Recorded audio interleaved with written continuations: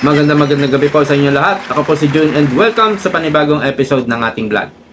Booking na naman si Aling Claire. Inilantad na naman siya ni Eden Santos. Alam nyo, viral na po itong panloloko ni Claire Castro sa taong bayan. Sa TikTok, sa Facebook. Alam nyo sa TikTok, ang gagaling, ang bibilis mag-edit Kasi maikli lang ang video sa TikTok, di ba? So, kailangan mo i-edit yan. Ang bibilis nila mag-share at nagba-viral, pinag-uusapan na naman itong si Aling Claire. Bagong fake news ng Malacanang, bagong panloloko ni Aling Claire. Ito po, ilalantad natin at magre-react din po tayo sa kanyang latest press briefing. Alright, umuulan po, lumalakas ang ulan. So, simulan na po natin at panoorin po ninyo. Inilabas na ngayon ng Malacanang ang listahan ng mga drug-cleared barangay sa Ayan. Pilipinas. Pero, tama nga ba ang datos na ibinigay ng Presidential Communications Office of PCO? Ayun. Report mula kay Eden Santos. Alright. At nandito po yung ibang mga pangalan. Yan. Sa wakas ay nagbigay na ng listahan ng Malacanang ng mga pangalan ng mga barangay sa bansa na idiniklarang drug-cleared ng administrasyon ni Pangulong Ferdinand Marcos Jr. Ayan. Sa press briefing sa Malacanang ay sinabi ni Presidential Communications Office Undersecretary Claire Castro na ngayon lang ibinigay ng Philippine Drug Enforcement Agency o PDEA ang nasabing listahan. So ibibigay ko na lamang sa inyong opisyal itong mga kopya. Nandito po yung sasabi yung mga barangay na nasasabi natin drug cleared, drug free. No. Hawak na natin ngayon yung listahan ng mga pangalan ng drug cleared Ayan. mga barangay nationwide ayon sa Presidential Communications Office o PCO sa pamagitan ni Undersecretary Claire Castro. No. So tiningnan natin yung mga listahan. Walang nakalagay kung kailan nagsimula na na-cleared yung barangay sa illegal na droga. Nakalagay lamang ay as of June 2025. Mga bilang lamang po ng mga barangay yung nandito at wala yung mga pangalan Nako. ng mga barangay na ating ang naitanong dun sa previous briefing. Nung tingnan natin ay halos kalahati nito, kaya pala siya makapal habang pinapakita niya kanina sa briefing. Kalahati po nitong mga to ay mga blankong papel. Ayun! Bistado! Aroy! Kaya pala makapal. Kasi, ang balita ni Claire, 4,000 na barangay. Clear na raw sa drugs. O drug clear. O drug free. Itong mga barangay na to, ang kapal. Yung pala. Agay! Blanco. Kaya pala kinapalan para makapal, naglagay ng mga blanco. Tanga-tanga rin yung nagbigay, no? Binigay ito sa mga media Kopya ng mga media. Tanga-tanga rin yung nagbigay. Hindi siguro alam na may mga blanco, no? Siguro iba yung gumawa nito, iba yung nag-distribute. Bakit nila binigay mga blanco? Para magmukhang makapal, kasi 4,000 ang report ni Claire Castro Yan daw ay mga barangay na drug clear na raw, drug free. Ayan huling-huli. Antindi mo Aling Claire na lokohin mo ang mamamayan ng ganito. Tuloy. Sa July 3, 2025 press briefing ay ipinagmalaki ni Castro na nasa 4,027 barangays na ang cleared Yun. sa illegal na droga. Mula July 1, 2022 hanggang May 31, 2025, umabot na sa 4,027 barangays ang naideklarang cleared sa illegal drugs. Ito ay sa ilalim ng Barangay Drug Clearing Program. Pero taliwas ito sa bilang ng mga barangay na nakalagay sa ibinigay na kopya ni Castro mula sa PDEA. Sa datos ng PDEA as of June 2025, nasa 25,061 barangays ang drug cleared sa buong Nako! bansa. Hindi na naman nagtagpo. Ang layo ng datos ni Claire Castro. So, sa PDEA, ang drug cleared barangays daw ay 25,000 mahigit. kay Castro, 4,000 lang mahigit. Ang layo. Ang layo po. Okay, tuloy natin. Buong bansa. Bukod pa ito sa mga barangay na idiniklarang drug-free ng PIDEA. Napakarami po at hindi ko po ito mababasa sa inyo. Mauubos po ang araw natin kung mabasahin ko sa inyo bawat isa.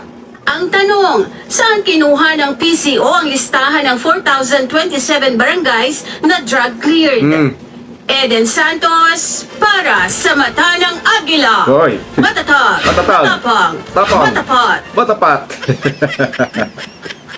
Dali na naman si Castro. Kasi pag nagsisinungaling ka, pag nanloloko ka, mahahalata at mahahalata eh. Mabibisto at mabibisto. Buti meron tayong Net25 at meron tayong reporter na kagaya ni Eden Santos.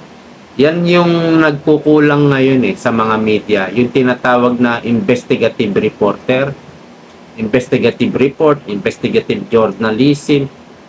Nawawala na yan.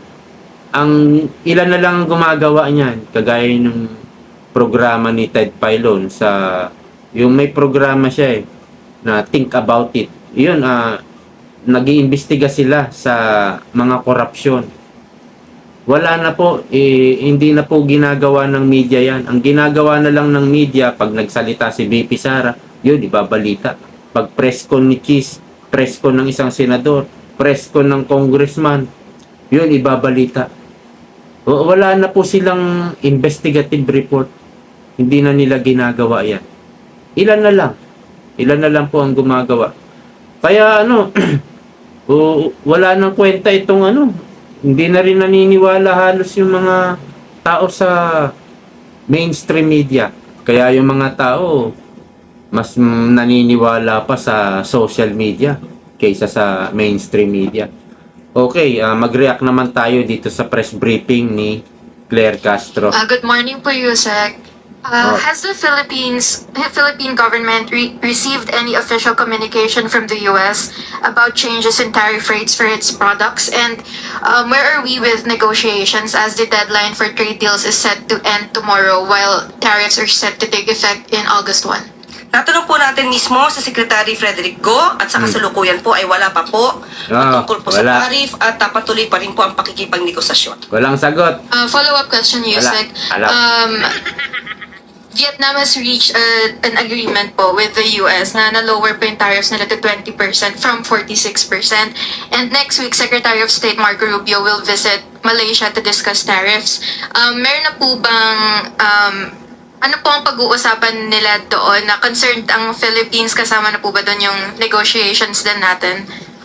Sa ngayon po ay wala pong naibigay na detalye sa atin patungkol dyan. Wala pero na naman. definitely po ang pag-uusapan dyan ay para sa ikabubuti ng bansa natin at ekonomiya.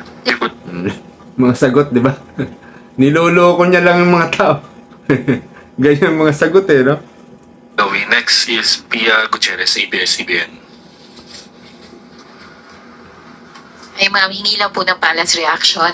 Former President Duterte's legal team is seeking to submit before the ICC yung report po ng Senate Committee on Foreign Relations on the former president's arrest. They say that the report will prove that the arrest was the result of a whole-of-government approach to bring down the Dutertes and result of political maneuvering designed to politically cripple his family.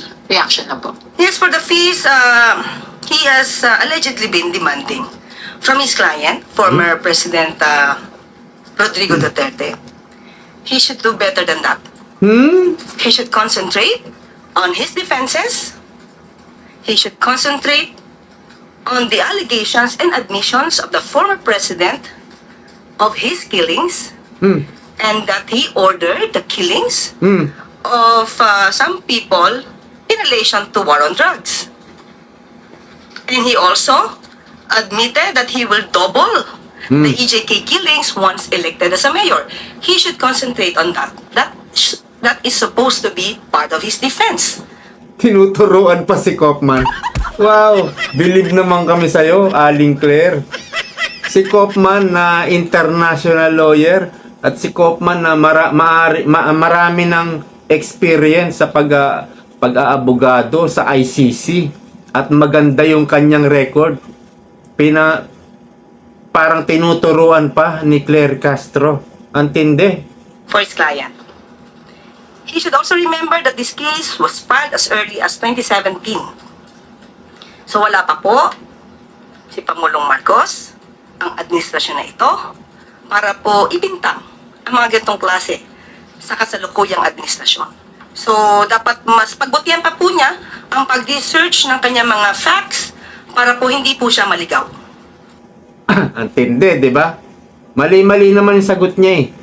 Ang pinag-uusapan po sa ICC ngayon, ang tinatalakay sa ICC, interim release. Wala pa yung trial. Pre-trial pa lang ngayon. Interim release pa lang.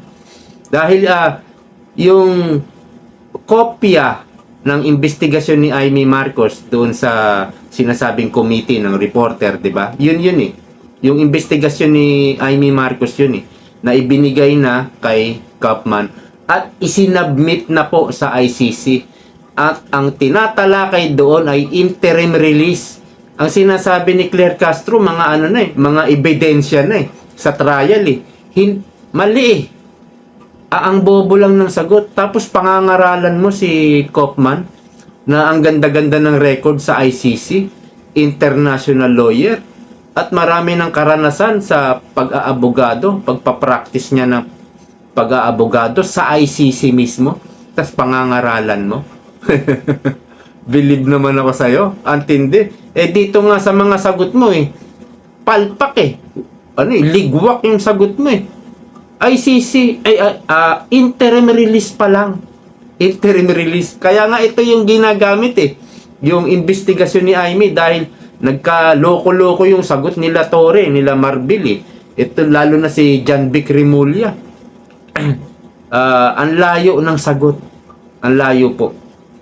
So, ibig sabihin, ma'am, wala po kayo nakikita na weight na maibibigay itong report ng Senate Committee on Foreign Relations sa ongoing case ni dating Pangulong Duterte. Maging negatibo pa po Wow. sa kanila.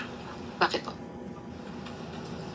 Kung makikita po siguro ang pag-iimbestiga doon at makikita kung paano ito ginawa, siguro hindi naman po bulag ang ICC judges para makita kung ano pa talaga yung maaaring naging katotohanan dito. Wala ka naman sinabi. Wala naman siya sinabi. Di ba? Baka makabigat pa raw. Ay, baka makasama pa raw itong yung investigasyon nga ni Amy na ipinasa ni Kaufman.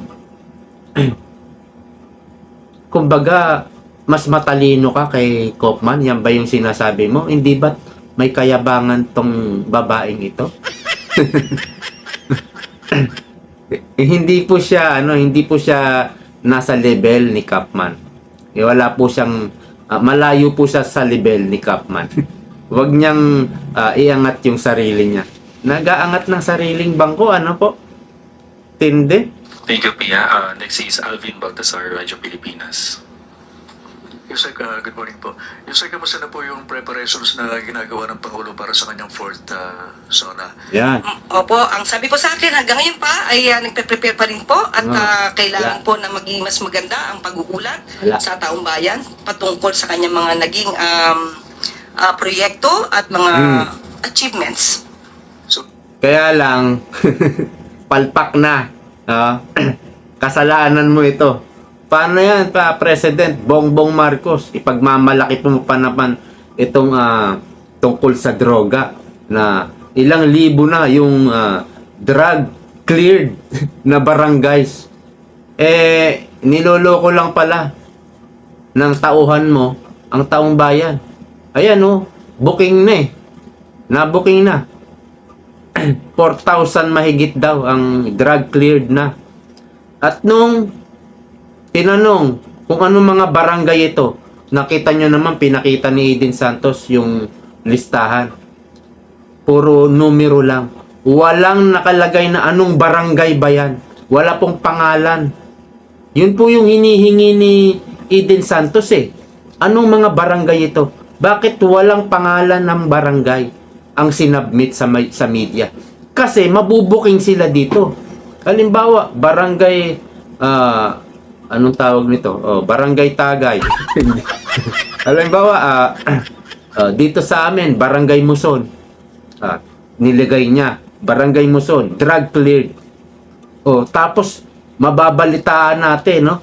May nahuli dito, tatlong pusher, may nahuling 2 adik dito.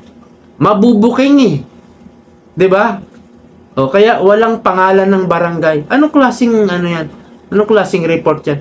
Panloloko sa taong bayan ang ginagawa ng palasyo. Kaya kung meron kang matatawag na super fake news, super fake news, walang iba kundi ito si Claire Castro. So, Yusek, And accomplishments. can you provide us at least parang sneak preview nung asahan natin sa July 28? Sa ngayon, wala pa po akong Wala. mabibigay na detalye. Baka po sa susunod na mga linggo, Walang sagot. makapagbigyan na po ako. Wala. Wala sana on my part, Yusek.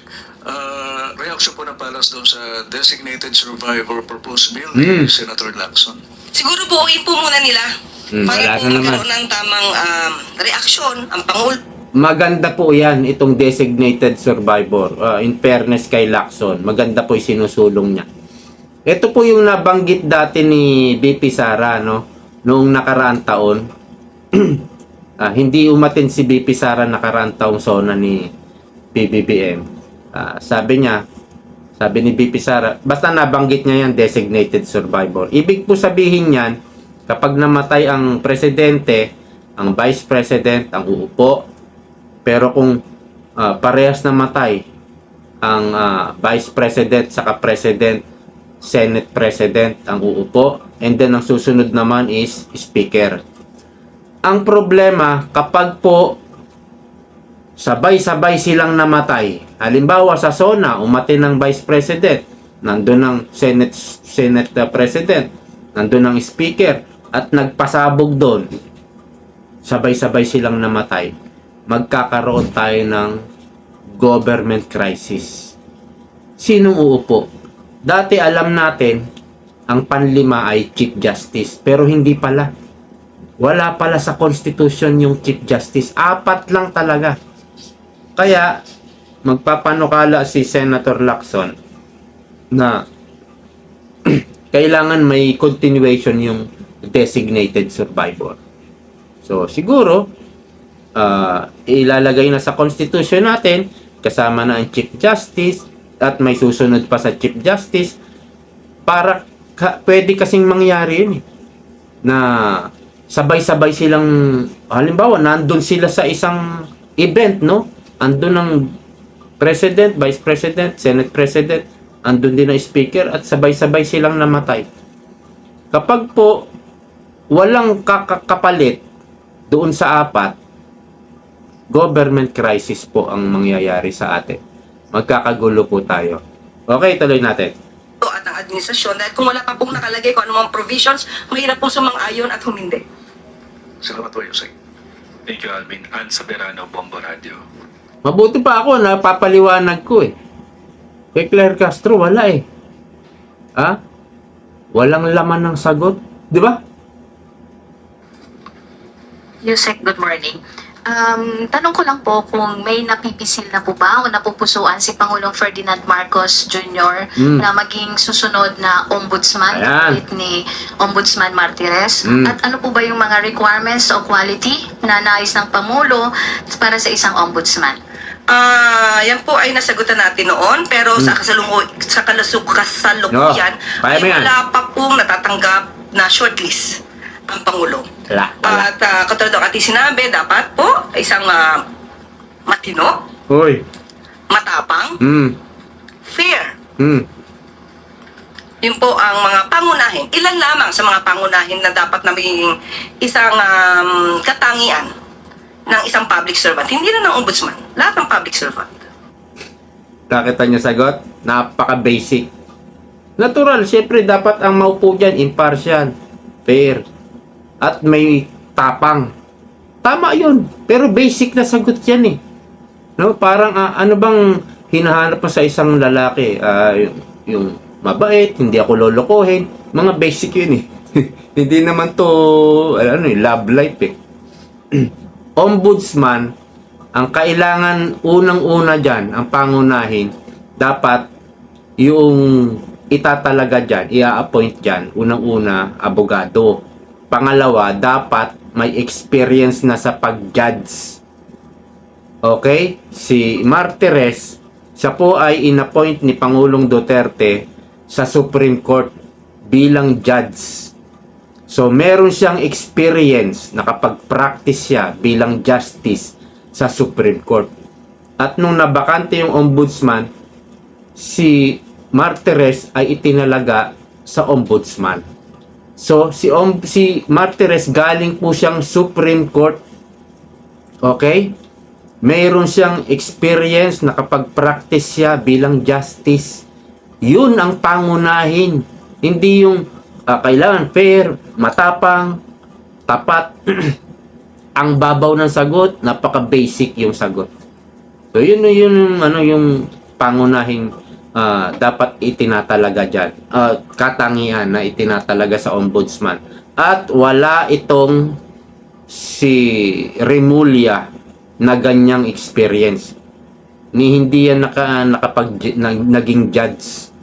Yan yung kailangan sa ombudsman. Okay? Kasi sa ombudsman, mag-iimbestiga ka at yung resulta ng investigasyon mo, doon ka mag-judge ka doon sa resulta ng investigasyon bago mo i-repair sa Sandigang Bayan.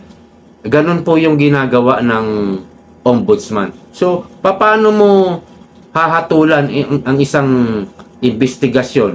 Paano mo makikita kung may probable cause? Dapat malawak ang experience mo bilang justice. So, ganun po yan. Tuloy. Thank you, Ann. Maricel Halili, TV5. Magandang umaga po, Yusek. Ma'am, si Mrs. Zimmerman mentioned na putot balat na daw si former President Rodrigo Duterte. Do you think this is a cause of concern considering that the investigation about the alleged human rights violations still ongoing? Oh, yan ang tanong ha. Do you think this is a cause of concern? Okay. Sa napanood po natin na pagsasalita ni Ma'am Elizabeth Zimmerman, sinabi niya na pumayat, yes, pero mukhang healthy, ayon sa kanya. At he's okay. Ang sabi pa nga daw ng dating Pangulo ay, you go home. I'm fine. I'm okay. So, at hindi na daw siya nag-take ng medicine. No? Parang maintenance. So, it's good for him, according to Ma'am Elizabeth Zimmerman. At yun din naman ang ibinalita ni VP Sara, ng Vice Presidente, kanina yatang umaga. So, saka mas maganda po talaga na natitignan naman po ang kanyang kalusugan doon mismo sa The Hague. So, hindi naman po pababayaan ang Pangulo, ang dating Pangulo doon. So you don't see this as a cause of concern given yan ang tanong the situation? Sa ngayon po, dahil mismo ang pamilya niya nagsabi na okay po ang Pangulo, ang kailangan na lang po siguro niya ay exercise. On another topic lang po, si Senator Mig Zubiri, sabi niya po, tinawag niya yung impeachment efforts na witch hunt. Yan. Ang sabi niya po kasi it is aimed at removing Vice President Duterte from the 2028 race dahil po yung survey lead. Ang sabi pa nga po niya ay they want to remove her from public service para yung iba makaupo, mawawala ng kandidato na kalaban pagdating sa halalan ng 2028. At natanong rin po ito kay Vice President Duterte sa The Hague. Ito lang po kasi nandun po siya at nag-agree nga po siya na ito ay isang witch hunt. Ano pong reaksyon ng Palace? Okay. Kita nyo ha, si Mig Zubiri, ang alam natin, mag-ooposisyon yan si Mig Zubiri. Papanig yan kay Soto. Alright? Kasi may karanasan siya dito kay Chis Escudero. Dati siya kasing Senate President na napatalsik. Alright? Kaya siguro pupunta siya sa oposisyon. Panig nila Lacson, Soto, siguro si Erwin Tulfo. Yan yung makakasama niya. Pero against siya sa impeachment. Meron siyang sinabi na witch hunt. Ano ba yung witch hunt na yan? Ito po yung mga manghuhuli. Yan eh. Nag-hunting, manghuhuli. isa sa gagawin ng prosecutor yung bank account ni BP Sara. Doon sila manghuhuli. Predicted na yan ng mga senator judge. Okay? Ang gagawin, hihilingin nila ang waiver ni BP Sara kung wala talaga tinatago, ganun. Manghuhuli sila. Alright? At sinabi rin ni Zubiri na kitang-kita naman natin yung survey. Angat na angat si BP Sara. Ang gusto lang ng mga pro-impeachment na mapaalis, mapatalsik si BP Sara from running for president in 2028 para maupo yung mga gusto nilang iupo. Prangka ang ginawa ni Mig Zubiri. Although siya, parang sa opposition siya papanig, hindi siya pabor sa impeachment. At kapag ganito ang naririnig ng mga pro-impeachment, mga buhayang congressman, galit na galit yung mga yan. Kapag kumukontra sa kanila, kapag kalaban nila, galit na galit. Ayan, may mga nasabi na yung mga congressman kay Mig Zubiri. Tuloy natin. Sa unang-una, wala po tayong kinalaman sa anumang mangyayari sa impeachment trial. Pero bilang isang senator judge, mas maganda po, tama po yung dating sinabi ni Senator Chis Escudero na umiwas sa ganito mga klaseng mga pananaw. Dahil minsan nakikita kung saan sila kumikiling. Unang-una, witch hunt ang sinasabi nila tungkol sa impeachment trial, ni hindi pa nga po nakakapag-start ng trial. So parang isang judge na nagsabing hindi na siya guilty habang hindi pa dinidinig ang anumang ebidensya. So kung may mga ganun po ba, dapat po bang mag-inhibit na yung mga senator judges na may kinikilingan? Hindi dapat mag-inhibit. Pakita na lang nila sa tao kung paano sila kumilos at gumalaw para sa taong bayan. Taong bayan, ginagamit mo na naman ang taong bayan. Yung pagdating naman sa inhibit, kusa yan kusa. Kung gusto mo mag-inhibit, halimbawa may nagpapa-inhibit sa'yo, kusa mo yan, decision mo yan bilang senator judge. Ikaw ang mag-i-inhibit sa sarili mo. Hindi yan pwedeng pagbotohan ng mga senator judge. Kasi, kumbaga, kung gusto mong mawala yung isang senator judge, pagkaisahan nyo lang, pagbotohan nyo, tanggal na. Hindi po pwede. According kay Cheese, meron siyang tinawag meron siyang sinabi tungkol dyan yung bang sariling desisyon niya yun para mag-inhibit siya. Okay, tuloy. Thank you, Tristan. Next is Kenneth Pasyente, PTV4. Hi ma'am, good morning. Ma'am, balikan ko lang po yung naging ulat nyo sa labor force survey. Kunan ko lang po yung kung ano po yung reaksyon ng palasyo sa development na ito at ano po sa tingin nyo yung mga naging hakbang ng pamahalaan para maabot po yung ganong resulta. Ayan yung tanong, anong mga naging hakbang ng pamahalaan? Iniulat ito ni Castro nakaraan, kahapon yata, na marami raw nagkaroon ng karagdagang trabaho. Parang 1.4 million daw ang na-create ng trabaho. Pero panoorin nyo kung ano yung sagot ni Claire Castro. Ang tanong anong naging mga hakbang ng gobyerno para maparami daw yung trabaho? Yes, syempre po, masaya po at malugod na tinatanggap po ng Pangulo ang pag-uulat na yan dahil nakikita po natin ang pagporsigi ng administrasyon para mabigyan ng magandang trabaho ang mga kababayan natin. Sa ating mga pag-uulat ng mga nakaraang araw, marami po talaga tayo na ibigay na job fairs, na conduct na job fairs para ito talaga sa ating mga kababayan. At pagpupursigihan pa, hindi ito natatapos dito. Kumbaga, hindi ito para magpunyagi. Kailangan mas maganda pa ang ipakita ng administrasyon para makapagbigay pa ng mas maraming trabaho sa ating mga kababayan. Ano sagot? Wali na tanong, ano naging mga hakbang dito ng gobyerno para maparami, makapag-create ng trabaho? Ang sagot niya, job fair. Talagang niloloko nila kayo no? 1.4 million daw ang naidagdag sa job fair. Naniniwala kayo dito. ito daw po ay kinuha sa datos ng PSA, Philippine Statistics Authority. Wala naman din tayong tiwala dyan dahil administrasyon yan eh. Siyempre, sisiraan niya ba yung Malacanang? Sasabihin ba ng Philippine Statistics Authority hindi po dumadami ang trabaho? Di ba? Yan lang sagot niya. Ang naging hakbang ng gobyerno ay job fair. Ang lakas mang uto nito, no? Thank you. Next is Aileen Taliping Abante. Proud pa siya. Good morning, ma'am. Ma'am, doon sa sinabi ni Senator Subiri na ang Pilipinas ay valedictorian na sa online gambling. Ano po anong reaction ng palasyo dito? Maganda ta. Habang nag-aantay tayo ng batas para mapatigil ang mga ito? Katulad po na sinabi natin kahapon na meron nga pong proposal ang DOF patungkol po sa pagpatataas ng tax.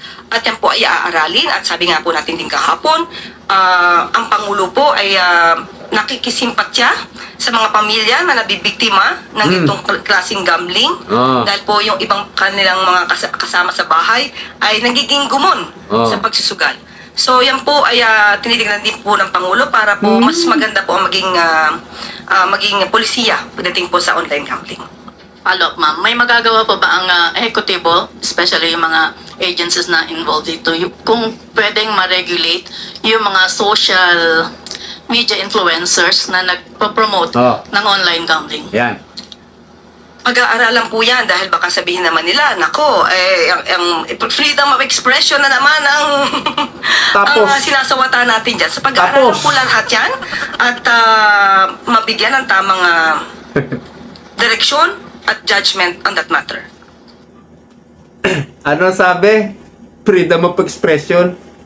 Ang sabi ng reporter, yung mga influencer na nagpo-promote ng sugal. Ang kasagot-sagot ba naman freedom of expression? Hindi freedom of expression yung nagpo-promote ka ng sugal. Katangan naman. Alam nyo, sabi ni Panelo, o si Panelo yata nagsabi nun, duda siya dito kay Claire Castro. Mukhang hindi naman sila nagkakausap ni Bongbong Marcos. Kasi nga wala nga maisagot. 'Di ba? At kung makasagot man, napaka-basic. Yan yung duda ko rin eh. Parang hindi naman sila nag-uusap ni Bongbong Marcos. Kasi bilang spokesperson, maaga pa lang, nandoon ka na.